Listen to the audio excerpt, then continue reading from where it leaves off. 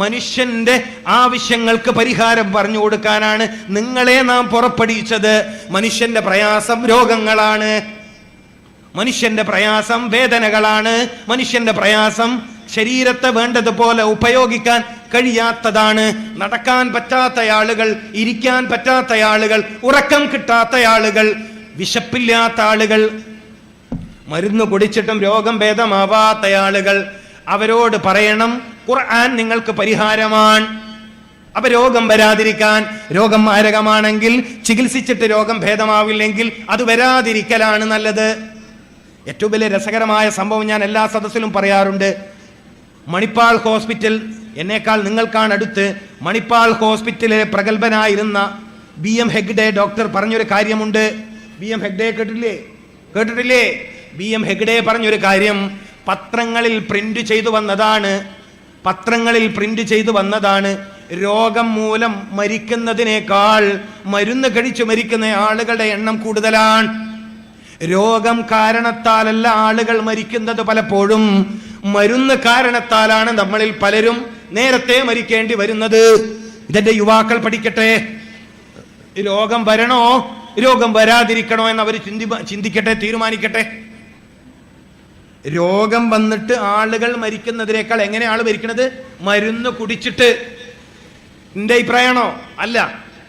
ലോകം തന്നെ ബഹുമാനിക്കുന്ന ഇന്ത്യയിലെ പ്രഗത്ഭനായ ഒരു ഡോക്ടർ പറഞ്ഞതാണോ? അത് രേഖയാണ്. എന്താ പറഞ്ഞത്?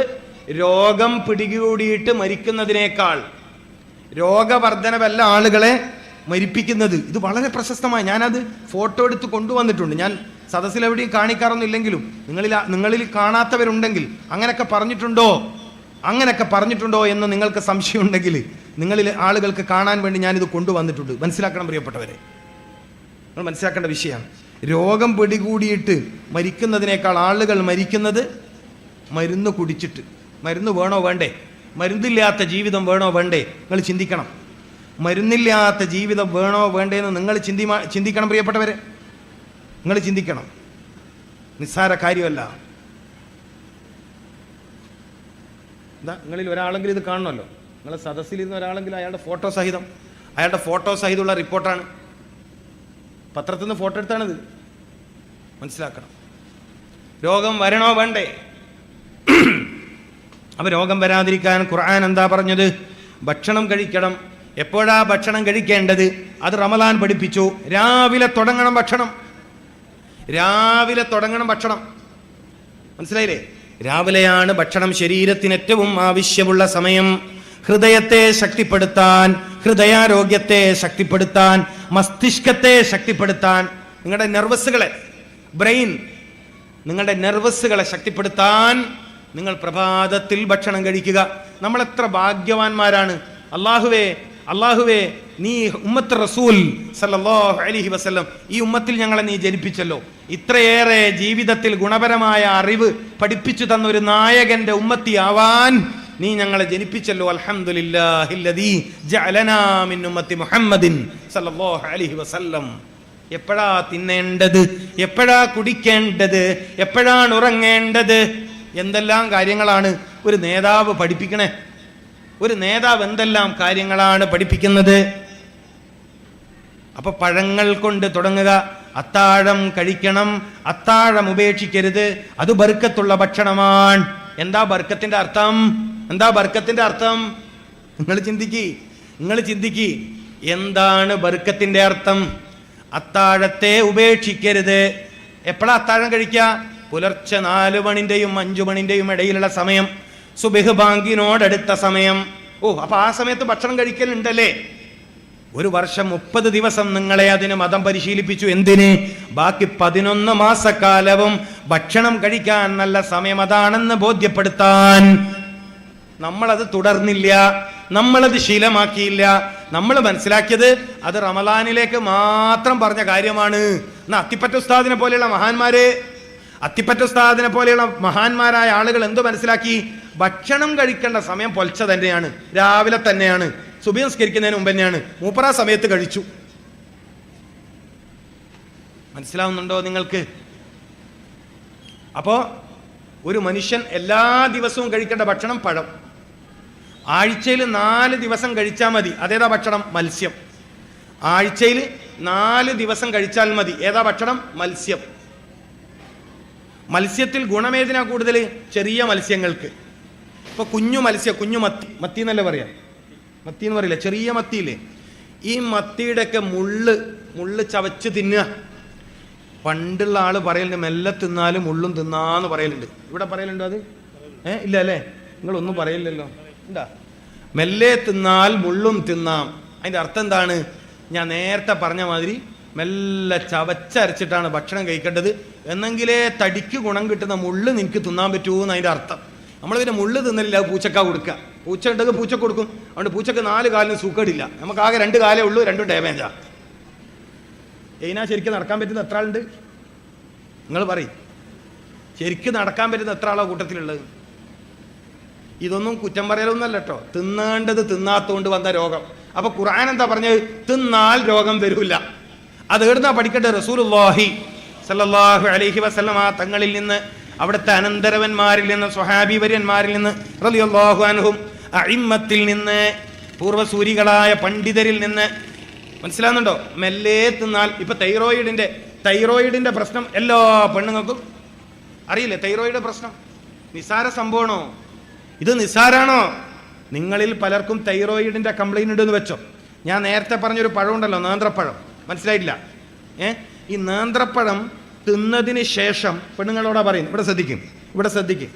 നേന്ത്രപ്പഴം തിന്നതിന് ശേഷം അതിൻ്റെ തൊലി അതിൻ്റെ ഉൾഭാഗം ചുരണ്ടിയിട്ട്, ഇവിടെ ശ്രദ്ധിക്കും പെണ്ണുങ്ങൾ, ഇവിടെ ശ്രദ്ധിക്കും. ഇവിടെതാ ഇങ്ങനെ തൊലിയുടെ ഉൾഭാഗം ഇങ്ങനെ ചുരണ്ടുക. മനസ്സിലാവുന്നില്ല അല്ലേ? മനസ്സിലായിട്ടില്ല? മനസ്സിലായോ? നേന്ത്രപ്പഴത്തിൻ്റെ തൊലി അത് മേശൻ്റെ മുകളിൽ നിർത്തി വെക്കുക. മനസ്സിലായില്ലേ? എന്നിട്ട് അതിൻ്റെ ഉള്ളിൽ ഇങ്ങനെ സ്പൂൺ കൊണ്ട് ചിരണ്ടി എടുത്തിട്ട് അത് കഴിക്കുക. നമ്മളിത് പശുവിന് വെള്ളത്തിലിട്ട് കൊടുക്കും. പശുവിന് അതുകൊണ്ട് കാലിന് സൂക്കേടുണ്ടോ? ഉണ്ടോ? നിങ്ങളിങ്ങനെ മംഗലാപുരത്ത് ഗുളികയും വാങ്ങി നടന്നോളി. ഗുണമുള്ളതൊന്നും നിങ്ങൾ കഴിക്കുന്നില്ല പ്രിയപ്പെട്ടവരെ. ഖുർആൻ പറഞ്ഞത് ഭക്ഷണം കഴിക്കൂ, സൂക്കേട് വരൂല. ജലീൽ ദാരിമിന്റെ അഭിപ്രായമാണോ? ഇമാം റംലി റഹ്മഹുല്ലാ, ലോക പ്രശസ്ത പണ്ഡിതൻ, തഫ്സീർ എഴുതിയ പണ്ഡിതൻ. എന്നിട്ടോ നിങ്ങൾ പഴുക്കാത്ത പഴം വാങ്ങിയിട്ട് തിന്നു. ഈ പെണ്ണുങ്ങളൊന്നും പീടിയെ പോയാലും നല്ലോണം പഴുത്ത പഴം വാങ്ങൂല. ഞങ്ങളെല്ലാം നാട്ടിൽ നല്ലോണം പഴുത്ത പഴം, പിന്നെ കച്ചവടക്കാരൻ അത് നോക്കിയോണ്ട് ടെൻഷൻ അടിച്ചിരിക്കേണ്ടി വരും. മനസ്സിലായിട്ടില്ല? നല്ലോണം പഴുത്ത് പാകമായ പഴം അഥവാ ഇവ മുറിച്ചിട്ട് തുരാസിൽ വെക്കാൻ നോക്കിയാൽ വിടൂല. അത് വേണ്ട, ആ മഞ്ഞ കളറുള്ള പഴം എടുത്താൽ മതി. അതിന് ഗുണം കുറവാണ്. നേന്ത്രപ്പഴത്തിൻ്റെ ഗുണം എവിടെയാണ്? പഴുത്ത് തൊലി കറുത്ത പഴത്തിലെ നേന്ത്രപ്പഴത്തിൻ്റെ ഗുണം തടിക്ക് കിട്ടും. നിങ്ങളിൽ ഭാഗ്യവാന്മാർ നാളെ മുതൽ ഇതൊക്കെ ശ്രദ്ധിക്കും. അല്ലാത്തവർ പഴയ പോലെ തുടരും. ഏതായാലും ഇക്കൊല്ലം കൂടി ഇങ്ങനെ പോട്ട്. കാരണം കുറേ ഡോക്ടർമാർ ജീവിച്ച് പോകണ്ടല്ല. കാരണം അവരെ കുടുംബം പട്ടിണിയായി പോകും. നിങ്ങൾ ശരാശരി ആവശ്യമുള്ളതൊക്കെ തിന്നുകയും കുടിക്കുകയും ചെയ്താൽ എന്നെപ്പോലത്തെ അവിടെ പണി പോവും.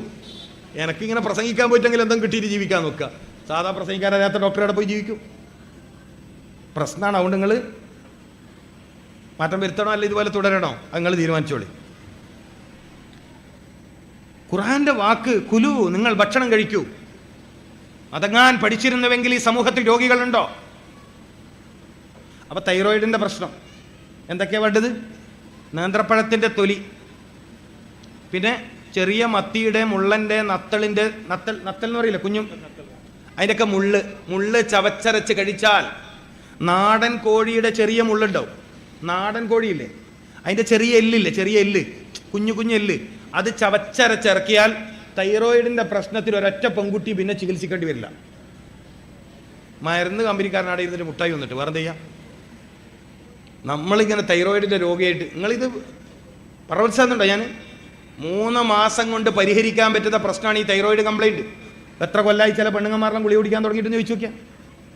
3 മാസം കൊണ്ട് ക്ലിയർ ചെയ്യാൻ പറ്റുന്ന ഒരു പ്രശ്നമാണ് തൈറോയിഡ് സംബന്ധമായ പ്രശ്നം.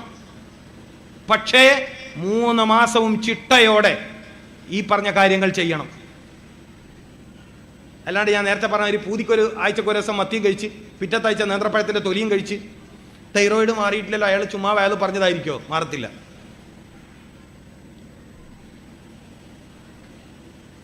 പിന്നെ ചില ആളുകൾക്കൊന്നും വീട്ടിൽ മരുന്നില്ലെങ്കിൽ ഒരു സമാധാനക്കെടാണ്. അങ്ങനെയുള്ള കൗമുണ്ട്. മരുന്ന് തീർന്നാ ബേജാറുള്ളവർ, മരുന്നില്ലെങ്കിൽ പ്രയാസം. മരുന്നില്ലാണ്ട് എങ്ങനെയാ മുന്നോട്ട് പോവാ? മരുന്ന് വേണ്ട എന്ന് വെക്കുന്ന ഇതാ റിപ്പോർട്ട് ഇവിടെ ഉണ്ട് കേട്ടോ, കാണേണ്ടവർ. രോഗം മൂലം മരിക്കുന്നവരെക്കാൾ കൂടുതൽ പേർ മരിക്കുന്നത് മരുന്നുകളുടെ പാർശ്വഫലങ്ങൾ മൂലം. Doctor B M Hegde.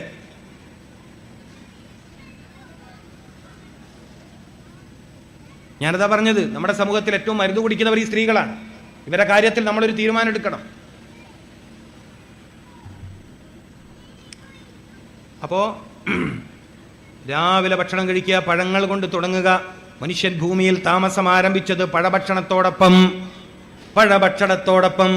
സയ്യിദുനാ മുഹമ്മദുർ റസൂൽ സല്ലല്ലാഹു അലൈഹി വസല്ലമ തങ്ങൾക്ക് ഏറ്റവും താല്പര്യമുള്ള ഭക്ഷണം പഴമായിരുന്നു.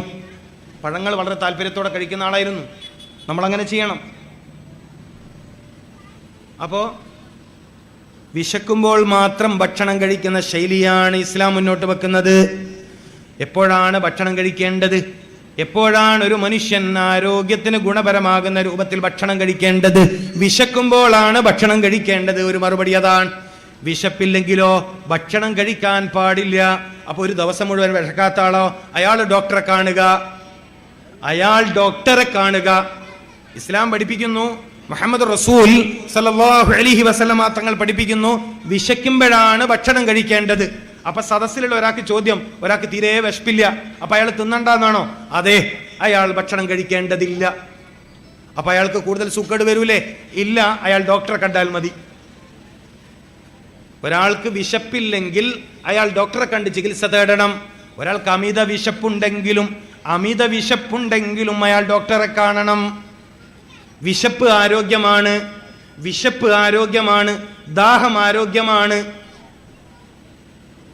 ഇതൊക്കെ ആരോഗ്യത്തിന്റെ ലക്ഷണമാണ്. ഒരാൾക്ക് വിശപ്പ് വരിക എന്ന് പറഞ്ഞാൽ ആരോഗ്യത്തിന്റെ ലക്ഷണമാണ്. ദാഹം വരിക എന്ന് പറഞ്ഞാൽ ആരോഗ്യത്തിന്റെ ലക്ഷണമാണ്. 3 മണിക്കൂറിൽ ഒരിക്കലെങ്കിലും മൂത്രമൊഴിക്കാൻ തോന്നുക എന്ന് പറഞ്ഞാൽ ആരോഗ്യമുള്ള മനുഷ്യന്റെ ലക്ഷണമാണ്. ഒരു ദിവസത്തിൽ 2 നേരമെങ്കിലും 2 പ്രാവശ്യമെങ്കിലും 40 വയസ്സിന് താഴെയുള്ള ഒരു മനുഷ്യൻ ഒരു ദിവസത്തിൽ 2 തവണയെങ്കിലും മലവിസർജനം നടത്തുക എന്നുള്ളത് ആരോഗ്യമുള്ളതിന്റെ ലക്ഷണമാണ്. ശരീരത്തിൽ വേർപ്പുണ്ടാവുക എന്നുള്ളത് ആരോഗ്യത്തിന്റെ ലക്ഷണമാണ്. ആരോഗ്യത്തിന് അങ്ങനെ കുറെ അടയാളങ്ങളുണ്ട്. അപ്പൊ വിശപ്പ് ആരോഗ്യമാണ്, അമിത വിശപ്പ് രോഗമാണ്. മനസ്സിലാക്കണം, അമിത വിശപ്പ് രോഗമാണ്. ചില പ്രമേഹ രോഗികളുണ്ട്, അവർക്ക് ചിലപ്പോൾ ഭയങ്കര വിശപ്പുണ്ടാവും. അത് അവർ കഴിക്കുന്ന ചില മരുന്നിന്റെ പ്രശ്നമാണ്. ചില ഇനം മരുന്നുകൾ വിശപ്പ് കൂട്ടും, ശ്രദ്ധിക്കണം.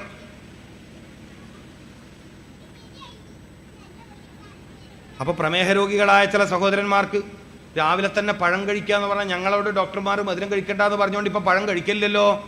എൻ്റെ പ്രിയപ്പെട്ട മുഅ്മിനീങ്ങളെ, പേരക്ക എന്ന പഴത്തിലൂടെ നിങ്ങൾക്ക് ഷുഗറിന് കംപ്ലൈൻറ്റ് വരില്ല, അത് മധുരമുള്ള പഴം. പപ്പായ, കർമൂസ എന്ന് പറയുന്ന പഴത്തിലൂടെ നിങ്ങൾ പ്രമേഹ രോഗിയാണ്, നിങ്ങൾ കംപ്ലൈൻറ്റ് വരില്ല, അത് പ്രകൃതിപരമായ മധുരമാണ്. നേന്ത്രപ്പഴത്തിലൂടെയും നിങ്ങൾക്ക് ഷുഗറിന് പ്രത്യേക തകരാറൊന്നും വരില്ല. മധുരം പ്രശ്നം വരുത്ത് ബേക്കറി മധുരം, പിന്നെ പാൽപ്പൊടി ചേർത്ത ചായ, മിൽക്ക് പൗഡർ കമ്പനികൾ നിർമ്മിക്കുന്ന പാൽപ്പൊടി ചേർത്ത ചായ, അത് ഷുഗർ രോഗികൾ ഒഴിവാക്കൽ നല്ലതാണ്. ബേക്കറി ഐറ്റംസ് ഒഴിവാക്കൽ നല്ലതാണ്. പിന്നെ ബ്രോയിലർ ചിക്കൻ ഒഴിവാക്കുന്നത് നല്ലതാണ്. പിന്നെ ചെമ്മീൻ, അയക്കൂർ, ആവോലി പോലത്തെ വലിയ കൊഴുപ്പുള്ള സാധനങ്ങൾ ഒഴിവാക്കൽ നല്ലതാണ്. തീരെ പറ്റൂല എന്നല്ല, ഒഴിവാക്കൽ നല്ലതാണ്. അതിലൊക്കെയാണ് ശ്രദ്ധിക്കേണ്ടത്. അല്ലാതെ നേന്ത്രപ്പഴത്തിലും പേരക്കയിലും പിന്നെ പപ്പായയിലും നിങ്ങൾ പേടിച്ച് ബേജാറായി മാറി നിൽക്കണ്ട. ഞാൻ പഴം കഴിക്കണമെന്ന് പറഞ്ഞപ്പോൾ കുറേ പ്രമേഹ രോഗികൾക്ക് ബേജാറുണ്ടാവേ, അതുകൊണ്ടാണ് ഞാനിത് ഓർമ്മിച്ച് പറഞ്ഞത്. അവർ ശ്രദ്ധിക്കേണ്ട കാര്യം ഇതൊക്കെയാണ്. അള്ളാഹു എല്ലാവരെയും ആരോഗ്യമുള്ള ജീവിതത്തിലേക്ക് എത്തിച്ചേരട്ടെ. ഞാൻ ഇനി ഒരു 5 മിനിറ്റ് കൂടി മാത്രമേ സംസാരിക്കുള്ളൂ, കാരണം എനിക്ക് 11 മണിക്കത്തെ ട്രെയിനിന് പോകണം. നാളെ സുബീക്ക് 5 മണിക്ക് വേറെ സ്ഥലത്ത് പരിപാടിക്ക് പോകേണ്ടതാണ്. അപ്പോൾ 8 മണിക്ക് പ്രസംഗം തുടങ്ങാൻ പറ്റുമെന്ന് കരുതിയിരുന്നു. 2 മണിക്കൂർ പ്രസംഗിക്കണമെന്നാണ് ഞാൻ ആഗ്രഹിച്ചിരുന്നത്, പക്ഷെ അതിന് പറ്റിയില്ല. 8:30 അപ്പോൾ ഒരു 5 മിനിറ്റ് കൂടി പറയും, കാരണം ഇല്ലെങ്കിൽ എൻ്റെ യാത്ര ബുദ്ധിമുട്ടായാലും നാളത്തെ 2 പരിപാടി പ്രശ്നമാവും. പറഞ്ഞ മനസ്സിലായില്ലേ? അപ്പോൾ കുറച്ച് കാര്യങ്ങൾ നിങ്ങൾക്ക് പഠിക്കാൻ പറ്റുന്ന കുറച്ച് കാര്യം പറഞ്ഞിട്ടുണ്ട്. എല്ലാ കാര്യങ്ങളും ഒറ്റ ദിവസം പഠിക്കാൻ പറ്റില്ലല്ലോ. പിന്നെ എപ്പോഴെങ്കിലും അള്ളാഹു തൗഫീഖ് ചെയ്ത് വരാൻ അവസരം ഉണ്ടെങ്കിൽ അന്ന് ബാക്കി കാര്യം നമുക്ക് പഠിക്കാം. മനസ്സിലായില്ലേ? അപ്പോൾ മാത്രമല്ല രാത്രി ഉറക്കൊഴിഞ്ഞാൽ പകൽ തീരെ ഉറങ്ങാത്ത ഒരാളാണ് ഞാൻ. എനിക്ക് പകൽ ഉറങ്ങാൻ സമയമില്ല. സാധാരണ നമ്മളെ ബഹുമാനപ്പെട്ട ഉസ്താദുമാർ വയത് പറയുന്ന ഉസ്താദുമാർ തന്നെ അവർക്ക് പകൽ വിശ്രമമാണ്. എനിക്ക് ആശുപത്രിയിൽ പോയി രോഗികളെ നോക്കണം. കാരണം നാളത്തെ ടോക്കൺ ഇന്നേ അവർ കൊടുത്തു വെച്ചിട്ടുണ്ടാവും. നാളത്തെ ടോക്കൺ ഇന്നേ കൊടുത്ത് വയത് പറയാൻ പോയി എന്ന് പറഞ്ഞാൽ എനിക്ക് പകൽ ഉറങ്ങി ക്ഷീണം മാറ്റാൻ സമയമില്ല. മനസ്സിലാക്കണം. ഞാനിന്ന് ഹോസ്പിറ്റലിൽ നിന്നാണ് ഇങ്ങോട്ട് വന്നേ. സാധാരണ ഉസ്താദുമാർ പള്ളിയിൽ നിന്നാണ് ഉസ്താദുമാർ വയതിന് വരിക. അപ്പം ഇന്ന് വന്നത് പിന്നെ ഒരു ഉസ്താദ് അല്ലാത്തത് കൊണ്ട് തിരക്കേടില്ല. ഞാൻ വന്നത് ഹോസ്പിറ്റലിൽ നിന്നാണ്. മനസ്സിലാക്കണം. അപ്പോൾ എനിക്ക് പകൽ ജോലി ഉള്ളതുകൊണ്ട് രാത്രി ഉറക്കൊഴിയാൻ കഴിയാണ്ട് ഞാൻ പ്രസംഗം നിർത്തുകയാണ് കേട്ടോ. ഒരു രക്ഷ നിങ്ങൾ വിചാരിക്കേണ്ട വേഗം നിർത്തിയിട്ട് എന്താ പോയെന്ന് വിചാരിക്കരുത്. കാരണം എനിക്ക് മാക്സിമം ഒരു സ്ഥലത്ത് 2 മണിക്കൂറേ പറയാൻ ഒക്കുള്ളൂ. പിന്നെ 11 മണിക്കാണ് ട്രെയിന്. റോഡ് വളരെ പ്രയാസമാണ്. സ്പീഡിൽ വണ്ടി പോകാൻ കഴിയില്ല. നമ്മളാ ഡ്രൈവർ എങ്ങനെ ബുദ്ധിമുട്ടിയിട്ട് ഇവിടെ എത്തിച്ചെന്നറിയും. 8:05 ആകുമ്പോഴത്തേക്ക് മൂപ്പരുടെ എത്തിച്ചിൻ. പക്ഷേ പിന്നെ നമ്മളെല്ലാവരും എത്താനും വൈകി. ഇന്നലെ തുടങ്ങിയതുപോലെ ഇന്നും വൈകും എന്നൊക്കെ കരുതിയിട്ടായിരിക്കും. സാരമില്ല. ഏറ്റവും പ്രധാനപ്പെട്ട ഒരു പോയിന്റ് ഞാൻ നിങ്ങൾക്ക് പറഞ്ഞു തന്നിട്ടുണ്ട്. അതെന്താണ്? ഭക്ഷണം ശ്രദ്ധിച്ചാൽ തന്നെ സർവ്വരോഗത്തില്ലാണ്ടാക്കാൻ പറ്റും. മുത്തനബി സല്ലല്ലാഹു അലൈഹി വസല്ലമ തങ്ങളോട് റോം ചക്രവർത്തിമാരുടെ ചികിത്സിക്കുന്ന ഡോക്ടർമാരൊരു ചോദ്യം ചോദിച്ചു. റോമായിലെ ചക്രവർത്തിമാരെ, രാജാക്കന്മാരെ ചികിത്സിക്കുന്ന പ്രഗത്ഭന്മാരായ ഡോക്ടർമാർ മദീനയിൽ വന്നിട്ട് ചോദിച്ചു, മദീനയിൽ എന്തുകൊണ്ടാണ് സൂക്കേടില്ലാത്തതെന്ന്. ഈ ഒരൊറ്റ പോയിന്റ് പഠിച്ചാൽ മതി. ഇന്നത്തെ വയത് നിങ്ങൾക്ക് മതിയാവും. മദീനയിൽ എന്താ രോഗികളില്ലാത്തത്? മുത്തനബി പറഞ്ഞ മറുപടി, വിശന്നാലേ ഭക്ഷണം കഴിക്കാറുള്ളൂ. വിശന്നാലേ ഭക്ഷണം കഴിക്കാറുള്ളൂ. രണ്ടാമത്തെ മറുപടി, ഭക്ഷണം കഴിച്ചാൽ അവർക്ക് വയറ് നിറയാറില്ല. ഈ 2 കാര്യങ്ങൾ നിങ്ങൾക്ക് ജീവിതത്തിൽ തുടരാൻ പറ്റുമെങ്കിൽ, തുടരാനല്ല തുടങ്ങാൻ പറ്റുമെങ്കിൽ, തുടരാന്ന് പറയണമെങ്കിൽ ഇന്നലെ ചെയ്തല്ലേ നാളെ തുടരുണ്ട്. വിശന്നാൽ മാത്രം ഭക്ഷണം കഴിക്കുക. ഭക്ഷണം കഴിച്ചാൽ വയറ് നിറയരുത്. ഈ ഒരൊറ്റ കാരണം കൊണ്ട് നിങ്ങൾക്ക് ഒരുപാട് രോഗങ്ങളെ ഇല്ലായ്മ ചെയ്യാൻ കഴിയും. അതിൻ്റെ സയൻസ് പറയാൻ ഇപ്പം സമയമില്ല. ഒരു പോയിന്റ് പറഞ്ഞു തന്നു. അപ്പോൾ വിശക്കുമ്പോഴാണ് ഭക്ഷണം കഴിക്കേണ്ടത്. ഭക്ഷണം കഴിക്കുന്ന സമയത്ത് നിങ്ങൾക്ക് വുളു ഉണ്ടെങ്കിൽ ആ ഭക്ഷണത്തിൻ്റെ ഗുണം നിങ്ങളുടെ ശരീരത്തിൽ ഇരട്ടിക്കും. ഭക്ഷണം കഴിക്കുന്ന സമയത്ത് നിങ്ങൾക്ക് വുളു ഉണ്ടെങ്കിൽ ആ ഭക്ഷണത്തിൻ്റെ ഗുണം നിങ്ങൾക്ക് ഇരട്ടിക്കും. അള്ളാഹു തൗഫീഖ് ചെയ്യട്ടെ. നേരത്തെ പറഞ്ഞതുപോലെ ഭക്ഷണം കഴിക്കുന്ന സമയത്ത് വായ പൂട്ടിവെച്ചാണ് ചവക്കുന്നതെങ്കിൽ ദഹന സംബന്ധമായ പ്രശ്നം നിങ്ങൾക്ക് വരില്ല. അള്ളാഹു തൗഫീഖ് ചെയ്യട്ടെ. ഇനിയും ഒരുപാട് കാര്യങ്ങൾ ഭക്ഷണവുമായി ബന്ധപ്പെട്ട് ഇസ്ലാമിക ചരിത്രത്തിൽ ഒരു കിതാബ് തന്നെ ഉണ്ട്, ആദാബുൽ അക്കിൽ. ആ കിതാബിൻ്റെ പേര് ആദാബുൽ അക്കിൽ, ഭക്ഷണ മര്യാദ. മനസ്സിലാക്കണം. മഹാനായ മർഹൂം രാമന്തളി തങ്ങൾ, അള്ളാഹു ഖബർ വിശാലമാക്കി കൊടുക്കട്ടെ. 2 വർഷം മുമ്പ് വഫാത്തായി പോയ രാമന്തളി തങ്ങൾ എന്ന് പറയുന്ന ഒരു വലിയ തങ്ങളുണ്ട്. രാമന്തളി, കണ്ണൂർ ജില്ലയിലെ രാമന്തളി, പയ്യന്നൂരിൻ്റെ അടുത്ത്. മഹാനായ പണ്ഡിതൻ, അള്ളാഹുയുടെ ദർജ വർദ്ധിപ്പിച്ചു കൊടുക്കട്ടെ. അദ്ദേഹത്തിൻ്റെ പിതാവ് രചിച്ച കിതാബാണ് ആദാബുൽ അക്കിൽ. അദ്ദേഹത്തിൻ്റെ പിതാവ് അദ്ദേഹത്തിന് സമ്മാനമായി കൊടുത്ത കിതാബാണ്. ഒരു തവണ മിനായിൽ വെച്ച് ഇങ്ങനെ ആരോഗ്യ സംബന്ധമായ വിഷയത്തിൽ പ്രസംഗിക്കുന്നവർ പ്രസംഗിച്ചപ്പോൾ എന്നോട് വളരെ സന്തോഷപൂർവ്വം പറഞ്ഞു, ഈ ഭക്ഷണത്തിൻ്റെ കാര്യത്തെക്കുറിച്ച് എഴുതിയൊരു കിതാബ് എൻ്റെ കയ്യിലുണ്ട്. അതിൻ്റെ പേര് ആദാബുൽ അക്കിൽ. വിശന്നാൽ മാത്രം ഭക്ഷണം കഴിക്കുക, ഭക്ഷണം കഴിച്ചാൽ വയറ് നിറയാതിരിക്കുക. അതുകൊണ്ട് മദീനയിൽ രോഗികളില്ലാണ്ടായെന്ന് മുഹമ്മദ് റസൂൽ. നിസ്സാര കാര്യമാണോ? ജീവിക്കാൻ ആഗ്രഹമുണ്ടെങ്കിൽ, ഒരുപാട് കാലം ജീവിക്കണമെന്ന് നിങ്ങൾക്ക് ആഗ്രഹമുണ്ടെങ്കിൽ, മാരകമായ രോഗം പിടികൂടരുത് എന്ന് നിങ്ങൾക്ക് ആഗ്രഹമുണ്ടെങ്കിൽ, രോഗം പിടികൂടിയതിൻ്റെ പേരിൽ മരുന്ന് കഴിച്ചിട്ട് കൂടുതൽ മാരകമായ രോഗാവസ്ഥയിലേക്ക് എത്തരുത് എന്ന് നിങ്ങൾക്ക് കൊതിയുണ്ടെങ്കിൽ ദയവ് ചെയ്ത് ഭക്ഷണത്തിൻ്റെ കാര്യം ശ്രദ്ധിക്കണം. രോഗം വരാതിരിക്കാൻ ഖുർആൻ പറഞ്ഞ പ്രതിരോധം എന്ത്? നീ ഭക്ഷണം കഴിക്കുക. എത്ര നല്ല മറുപടിയാണിത്. എന്താണ് കഴിക്കേണ്ടത്? ശരീരത്തിന് ഗുണമുള്ളത് കണ്ടെത്തിയിട്ട് കഴിക്കണം. ഉഷ്ണകാലമായാൽ മാമ്പഴം കഴിക്കണം. മൂത്രാശയ രോഗം വരാതിരിക്കാൻ സഹായിക്കും. മെൻസസ് സംബന്ധമായ കംപ്ലൈന്റ് ഉള്ള സ്ത്രീകൾ പപ്പായ പഴുത്തത് കഴിക്കണം, അത് ഗുണം ചെയ്യും. അപ്പൊ എന്താണ് എനിക്ക് ഭക്ഷണം എന്നത് കണ്ടെത്തി കഴിക്കുന്ന ശീലമുണ്ടാവണം. എൻ്റെ ഭക്ഷണം എന്ത് എന്ന് ഓരോ മനുഷ്യനും പ്രത്യേകം കണ്ടെത്തണം. ഗർഭിണിയായിട്ടില്ല, കല്യാണം കഴിഞ്ഞ് കൊല്ലങ്ങൾ കുറയായി, ഔക്കാഡ എന്ന് പറയുന്ന ഒരു പഴമുണ്ട്, ബട്ടർ ഫ്രൂട്ട്, പച്ച കളറിൽ ബട്ടർ ഫ്രൂട്ട്, പ്രസവത്തെ സപ്പോർട്ട് ചെയ്യുന്ന, ഗർഭിണിയാവാൻ സഹായിക്കുന്ന, ഗർഭപാത്രത്തെ ശക്തിപ്പെടുത്തുന്ന പഴമാണ്.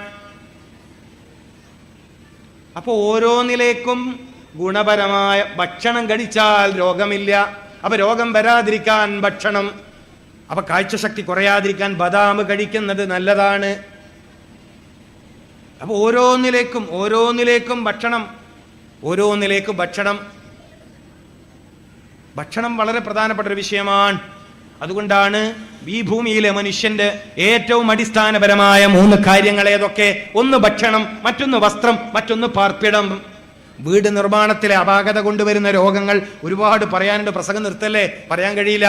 നിങ്ങൾ നിർമ്മിച്ച വീടിന് സംഭവിച്ച അപാകത കൊണ്ട് നിങ്ങൾക്ക് വരുന്ന രോഗമുണ്ട്, പറയാൻ സമയമില്ല. രോഗങ്ങളെ തടഞ്ഞു നിർത്താൻ വീട്ടുമുറ്റത്ത് നടയേണ്ടുന്ന അത്തി പോലോത്ത മരം, അത്തിപ്പഴത്തിന്റെ മരം, തെങ്ങ് ഇപ്പൊ ഇത് കണ്ടില്ല പള്ളിയുടെ മുമ്പിൽ, അവിടെ തെങ്ങല്ലേ അത് തെങ്ങാണോ? ഇപ്പൊ വീട്ടിന്റെ മുറ്റത്തൊരു തെങ്ങ് നടുക, എന്നിട്ട് ആ തെങ്ങിന്റെ ഓലയിൽ തട്ടിയ കാറ്റ് നമ്മുടെ നെഞ്ഞിന് തട്ടുക, അതിന്റെ ഗുണമുണ്ട്, പറയാൻ സമയമില്ല. അപ്പൊ വീട് നിർമ്മാണത്തിലെ അപാകത കൊണ്ട് വരുന്ന രോഗങ്ങളുണ്ട് പ്രിയപ്പെട്ടവരെ. വസ്ത്രം ധരിക്കുന്നതിലെ അപാകത കൊണ്ട് വരുന്ന രോഗമുണ്ട്. ടൈറ്റായ പാൻറ് ധരിക്കുന്ന ചെറുപ്പക്കാർക്ക് എന്തെല്ലാം സൂക്കേട് വരും. സംഭവം നല്ല ഫാഷനാണ്, പക്ഷേ എല്ലാ ദിവസവും ടൈറ്റായ പാൻറ് ധരിച്ച് നടക്കുന്ന ചെറുപ്പക്കാർക്ക് വരുന്ന രോഗം പറയാനുണ്ട്. ഒരുപാട് കാര്യങ്ങൾ പഠിക്കാനുണ്ട്. ഇത്തരമൊരു വിഷയം ചർച്ചയ്ക്ക് തിരഞ്ഞെടുത്ത ബഹുമാനപ്പെട്ട മഹല്ല് ഭാരവാഹികൾ ഞാൻ അങ്ങേറ്റം അഭിനന്ദിക്കുകയാണ്.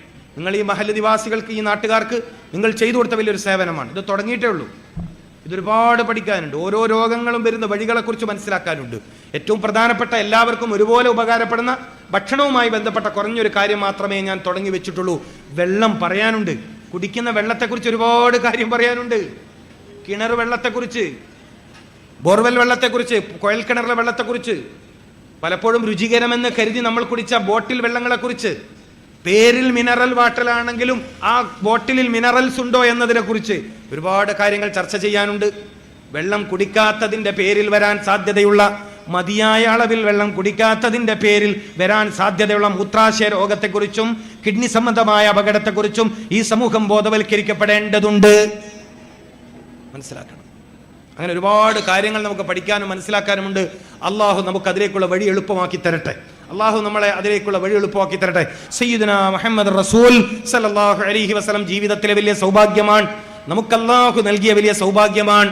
ഏറ്റവും ശരിയായ ജീവിത വിജയത്തിന്റെ മാർഗങ്ങൾ പഠിപ്പിച്ചു തന്ന ദൂതരാണ്. ആ വഴി പഠിക്കുക. നമ്മൾ ഏറ്റവും ലാസ്റ്റത്തെ ഒരു വാക്കുകൂടി പറഞ്ഞ് ഞാൻ പ്രസംഗം നിർത്താൻ. ഇന്ന് വ്യാപകമാകുന്ന രോഗങ്ങളെക്കുറിച്ച്, ഇന്ന് സമൂഹത്തിൽ വ്യാപകമാകുന്ന രോഗങ്ങളെക്കുറിച്ച് പൊതുവെ ഡോക്ടർമാർ പറയുന്ന ഒരു പേരുണ്ട്, ലൈഫ് സ്റ്റൈൽ ഡിസീസ്, ജീവിതശൈലി രോഗം. കേട്ടിട്ടോ? ജീവിതശൈലി രോഗം എന്നാണ് ഇന്ന് വ്യാപകമായി. ക്യാൻസർ, കരള് രോഗം, കിഡ്നി രോഗം, അതുപോലെ അറ്റാക്ക്, പിന്നെ സ്ട്രോക്ക്, പക്ഷാഘാതം, പെട്ടെന്നൊരു ഭാഗം തളർന്ന് കിടപ്പിലാവുക, എല്ല് തേയ്മാനം, ഇതൊക്കെ ജീവിതശൈലി രോഗമാണ്. രോഗം വരാത്ത ശൈലിയുണ്ട്. ജീവിതത്തിൽ ഒരിക്കലും നിങ്ങളെ രോഗം പിടികൂടാതെ ജീവിക്കാൻ പറ്റുന്ന ഒരു ശൈലിയുണ്ട്. ആ ശൈലിക്ക് അറബിയിൽ പറയുന്ന പേരാണ് സുന്നത്തുർ റസൂൽ സല്ലല്ലാഹു അലൈഹി വസല്ലം. ഇത്തിബാഉർ റസൂൽ സയ്യിദുനാ മുഹമ്മദ് റസൂൽ സല്ലല്ലാഹു അലൈഹി വസല്ലമ തങ്ങളെ ജീവിതത്തിന്റെ കാര്യത്തിൽ തുടരാൻ അല്ലാഹു സുബ്ഹാനഹു വ തആല നമുക്കെല്ലാവർക്കും തൗഫീക്ക് നൽകട്ടെ. മാരക രോഗങ്ങൾ പേമാരിയായി മനുഷ്യ സമുദായത്തിന്റെ ജീവിതത്തിന്മേൽ തിമിർത്ത് പഴിയുന്ന കാലം, പ്രയാസകരമായ രോഗം കാരണം, സഹിക്ക പറ്റാത്ത വേദന കാരണം ആളുകൾ മരണം കൊതിച്ചു പോകുന്ന കാലമാണിത്. ഖുർആൻ പറയണം, ഹദീസ് പറയണം. രോഗമുക്ത സമൂഹത്തെ, രോഗമില്ലാത്ത സമൂഹത്തെ ഖുർആനിലൂടെ സാധ്യമാക്കാൻ കഴിയുമെന്ന് നമുക്ക് ബോധ്യപ്പെടുത്താൻ കഴിയും. അള്ളാഹു തൗഫീഖ് നൽകട്ടെ. ഞാൻ പ്രസംഗം നിർത്തുകയാണ്. ഞാൻ പറഞ്ഞു വന്നത്, വിശുദ്ധ ഖുർആനിൽ രോഗം വരാതിരിക്കാനുള്ള വഴി പറഞ്ഞിട്ടുണ്ട്. അതിലൊരു കാര്യം മാത്രമാണ് തുടങ്ങി വെച്ചത്. 1.25 മണിക്കൂർ സമയമായി. ഒരു വിഷയമേ തുടങ്ങി വെച്ചിട്ടേ ഉള്ളൂ. ആ വിഷയം തീർന്നിട്ടില്ല. പലതും പറഞ്ഞിട്ടില്ല. ചിക്കനും തൈരും ഒന്നിച്ച് കഴിച്ചാൽ വരുന്ന അപകടത്തെക്കുറിച്ച് ഞാൻ പറഞ്ഞിട്ടില്ല. ചിക്കൻ ബിരിയാണി കഴിക്കുമ്പോൾ തൈര് കൂട്ടി കഴിച്ചാലുള്ള ബുദ്ധിമുട്ട് ഞാൻ പ്രസംഗിച്ചിട്ടില്ല. സമയമില്ല. അപ്പൊ ഒരു വിഷയം തുടങ്ങി വെച്ചിട്ടേ ഉള്ളൂ. അത്രമേൽ പ്രവിശാലമാണ് വിശുദ്ധ ഖുർആൻ. അതിനെ അധികരിച്ചുകൊണ്ട് മുഫസ്സിറുകൾ അതിൽ നിന്ന് കണ്ടെത്തിയിട്ട്, ഇമാമിങ്ങൾ അതിൽ നിന്ന് കണ്ടെത്തിയിട്ട്, കേരളത്തിലെ ഉലമാക്കൾ നമുക്ക് പകർന്നു നൽകിയ അറിവുകൾ അത്ര വലുതാണ്. ഇത് തുടങ്ങി വെക്കാനെങ്കിലും ഈ റബീഉൽ അവ്വൽ മാസത്തിൽ നമുക്ക് അള്ളാഹു അവസരം തന്നത് അൽഹംദുലില്ലാഹ് വലിയ ഭാഗ്യമാണ്. അള്ളാഹു ഈ മജ്ലിസിൽ, ഈ ഒരുമിച്ച് കൂടിയവരിൽ എന്തെങ്കിലും പ്രയാസമുള്ള രോഗമുള്ളവരുണ്ടെങ്കിൽ അവർക്ക് അള്ളാഹു ശിഫ കൊടുക്കട്ടെ. അള്ളാഹുവെ, ഞങ്ങൾ മുഅ്മിനീങ്ങൾ എല്ലാവർക്കും ഈമാൻ ശക്തിപ്പെടുത്തി തരണേ അള്ളാഹ്. അള്ളാഹുവെ, ഞങ്ങൾ ഈ ഒരുമിച്ചുകൂടെ മുഴുവൻ ആളുകൾക്കും ഈമാൻ നിലനിർത്തി തരണേ തമ്പുരാന്. രോഗമുള്ളവരുണ്ടെങ്കിൽ അവർക്ക് ശിഫ നൽകണേ അള്ളാഹ്. ശിഫ നൽകണേ അള്ളാഹ്. ആഫിയത്ത് പ്രദാനം ചെയ്യണേ അള്ളാഹ്. ദീർഘായുസ് നൽകണേ അള്ളാഹ്. പെട്ടെന്നുള്ള മരണത്തെ തൊട്ട് ഞങ്ങൾ എല്ലാവരെയും കാത്തുരക്ഷിക്കണേ തമ്പുരാനെ.